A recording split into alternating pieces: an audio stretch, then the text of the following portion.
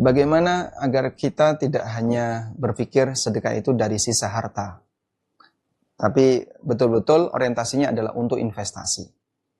Memang jika kita bandingkan antara diri kita dengan orang soleh masa silam, seperti Abu Bakar, Umar, Utsman, Abdurrahman bin Auf, dan para sahabat yang lainnya, gak ada apa-apanya. Kita akan merasa malu di hadapan mereka. Tapi kita sedang sama-sama belajar bagaimana agar kita ketika bersedekah, beramal saleh itu bisa maksimal. Nah, begini. Jadi, ketika kita sudah mengikrarkan, Qul inna salati wa nusuki wa mahyaya wa mamati lillahi rabbil alamin. Sesungguhnya salatku, nusukku, hidup dan matiku, semuanya adalah milik Allah Rabbul Alamin. Berarti seharusnya itu prioritas.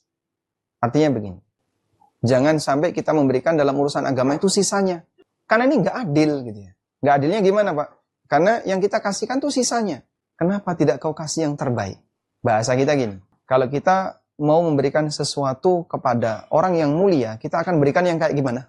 Kita akan berikan yang terbaik. Bukan yang sisanya. Makanya yang sisa ini seharusnya kan untuk kita. Tapi yang terbaik kita berikan untuk agama. Coba kita lihat ini ya. Ilustrasi yang diberikan oleh Allah Subhanahu wa Ta'ala dalam Al-Quran. Beramal dengan sisa. Itu berarti menganugerahkan untuk Allah dengan yang sisa. Allah Subhanahu wa Ta'ala jelaskan dalam Al-Quran. Wala tayammamul khabitha minhu tunfiqun. Wala tayammamul khabitha minhu tunfiqun. Janganlah kalian secara sengaja memilih yang sisa-sisa yang nggak baik, yang khabith. Anda lihat di surat Al-Baqarah 267. Baris pertama, ya ayyuhalladzina amanu, baris kedua. Kemudian ada lafaz baris ketiga, lakum minal ard wala tayammamul khabitha minhu tunfiqun. Janganlah kalian secara sengaja memilih yang nggak baik yang kalian infakkan. Walastum biakhidhihi, sementara kalian sendiri sudah nggak pingin untuk mengambilnya. Illa antughmidu fihi, sampai harus merem kalau mau ngambil. Jadi mau ngambil aja nggak tega, kasihkan orang. Jadi ini ceritanya, ayat ini turun. Dulu di Masjid Nabawi itu di depannya ada tampa, tahu tampa nggak? Wadah yang terbuat dari anyaman bambu. Di sana ada bambu nggak Pak? Ya kita nggak tahu taunya bendanya sama, mungkin bahannya beda. Yang digantung di depan Masjid Nabawi. Orang masa silam nyimpan makanan tuh kayak gitu. Ada wadah gitu ya, terbuat dari anyaman, di situ ditaruh makanan, dikasih tali digantung di atas, biar nggak diganggu oleh binatang-binatang kecil. Nah di Masjid Nabawi depannya ada kayak gitu. Siapapun boleh naruh makanan, siapapun boleh ngambil makanan. Nah ada sebagian di antara sahabat yang naruh kurma sudah bubuen, sudah keluar pasirnya itu. Jadi ada kutu-kutu kurma. Saya pernah lihat kutu-kutu kurma ya. Saking lamanya keluar kutu kurma. Ditaruh di situ. Orang nggak doyan untuk ngambil. Ya kamu aja nggak doyan, masa kau kasihkan orang? Makanya sedekah yang terbaik itu apa? Dengan apa yang kita cintai. Sebagaimana yang Allah Subhanahu wa Ta'ala firmankan dalam Al-Quran tentang bagaimana sedekahnya ahlul jannah. Wa yut'imuna ta'ama ala hubbihi miskinan wa yatiman wa asira. Dia memberikan makanan yang dia cintai kepada orang miskin, anak yatim, dan asir. Asir itu artinya tawanan. Dia memberi makanan yang dia cintai. Jadi gini kira-kira. Kalau ada 3 jenis makanan, misalnya buah durian, buah mangga, buah nangka. Yang Anda suka yang mana?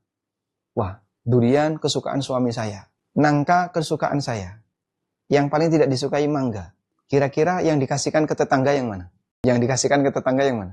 Yang nggak disukai. Suami Anda pulang, bawa aneka oleh-oleh dan jajanan. Ditaruh di tempat makan. Istrinya dia diminta, silakan kamu ambil mana yang kamu suka. Dia ambil yang dia suka. Milih ini. Dah dikumpulin. Oleh suaminya yang disenangi sama istrinya tadi, dikasihkan ke tetangganya. Duh, katanya suruh milih yang disenangi, kok malah kasihkan orang? Seperti itulah teori sedekah. Kira-kira istrinya ngamuk nggak? Kamu lebih senang istrimu atau istri tetangga? Masya Allah. Itu jadi masalah panjang Pak Ustaz. Tapi teori sedekah kayak gitu. Berikan apa yang kamu cintai. Allah Subhanahu wa Ta'ala juga mengatakan, lan tanalul birra hatta tunfiqu mimma tuhibbun. Kau tidak akan mendapatkan pahala sampai kalian infakkan apa yang kalian cintai. Ketika ayat ini turun, Abu Talha langsung menghadap Nabi SAW. Ya Rasulullah, tidak ada kebun yang lebih aku cintai melebihi kebun Bairuha, aku sedekahkan. Jadi harta yang paling dia cintai dia lepaskan. Dia punya mungkin kebun yang lain, tapi kebun Bairuha ini yang paling dia cintai. Karena paling subur, paling dekat aksesnya, tapi dia sedekahkan. Nah, kita tumbuhkan semangat seperti itu, karena ternyata nilai sedekah itu tidak hanya diukur yang penting mengeluarkan harta, tapi ada banyak faktor yang membuat sedekah itu lebih bernilai. Wallahu a'lam.